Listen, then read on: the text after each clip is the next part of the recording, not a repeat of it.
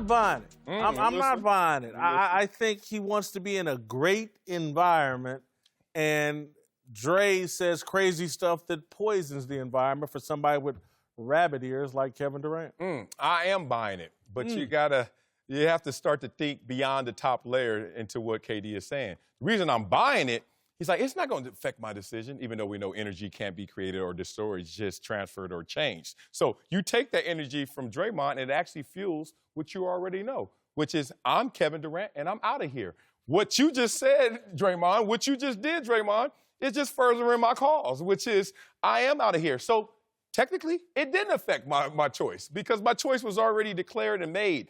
There are reports from my satellites and people out there who said Draymond wasn't happy at the Clipper game, the game that I went to, the game where all this started, because KD's sitting there chopping it up with Steve Ballmer. And everybody who knows some of these inroads, Steve Ballmer is going to make a huge play for two people, Kawhi and KD. And who knows if he gets one or both of those guys. But they said that got under Draymond's skin a little bit because we know what Steve Ballmer is going to propose.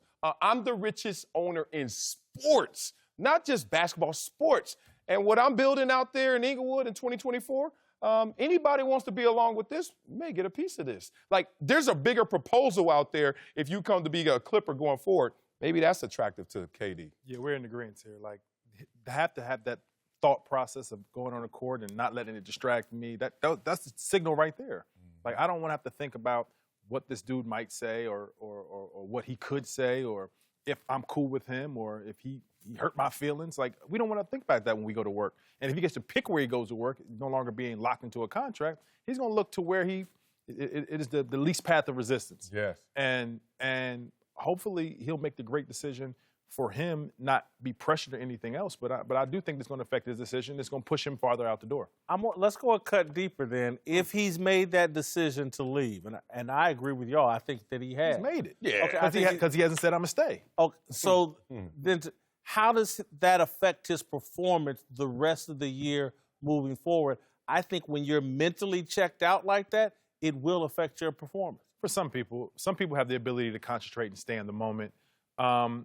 Those guys have gone through things before, so I do not think it will derail them from being dominant in the postseason and possibly winning the championship. I think they have everything they need, and I think this is going to be a building block for them to get stronger as a team. But at the end of the day, if they win a championship, it still is not going to keep him.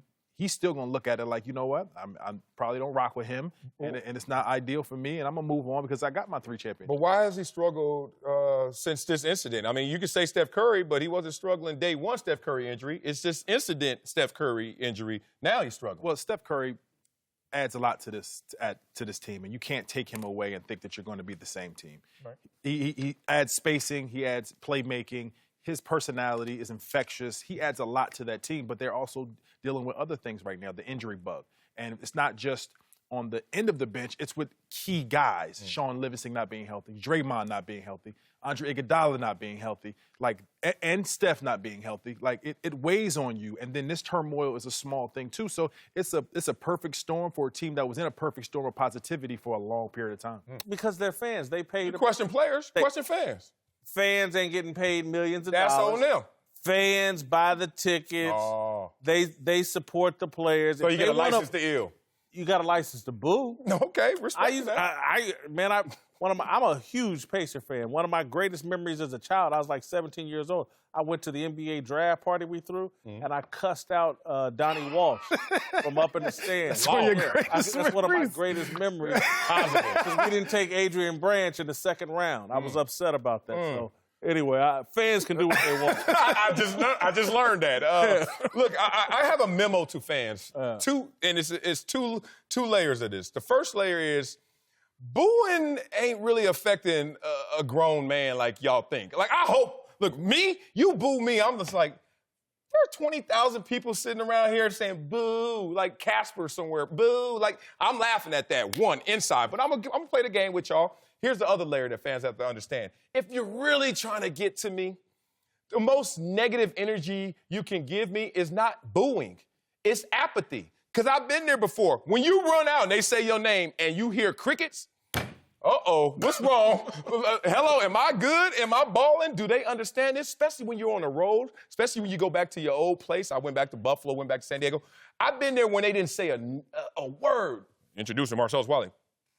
Then I've been back to Boo, and I'm like, oh, yeah, I'm the man. Oh, yeah, I got y'all. I'm under y'all skin. So fans, if you really want to get to them, apathy is the best way. You're absolutely correct, because the booing could actually fuel something and create a performance which we've never seen before, because he is rolling right now. But I think Dan Gilbert is leading this charge right now, and he's leading more with love, with grace than last time, because he was leading with negative comments. There was no championship. He thought LeBron quit. He had all this stuff to say about a guy because they felt abandoned. They felt like, you just left us standing here. But now you come back in this situation, and you have the school, you have the championship, you have 4 finals appearances. The fans are in debt for what he's brought to that city on a basketball level, but for the economy of the city. Cleveland's a different place right now, and it's a great city right now, and it's budding with a lot of different businesses and things around, and it's a great place to play right now. So I think it's a total different scene than when he left for Miami and when he's coming back now. Look, if I were a Cleveland fan, I would applaud.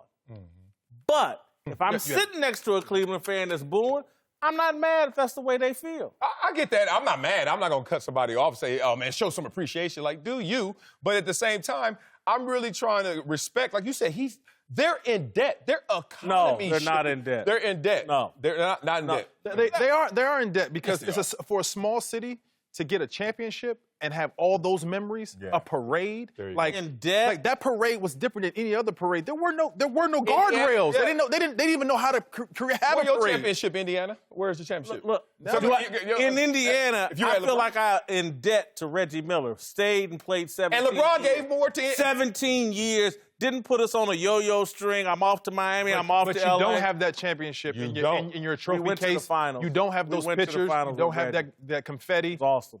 We're going to let Dahntay get 4 away. of those. We're going to let Dahntay get away with this. 4 of those finals. Hold on. Hey, You went to the finals This is once, the most colorful set in the history but of why that television. color? Thanksgiving, not Christmas. You know what I'm saying? I just had to got it know. all. You can. This show really got black today. We got colors. My father's up in heaven like, damn, that's it. That's popping.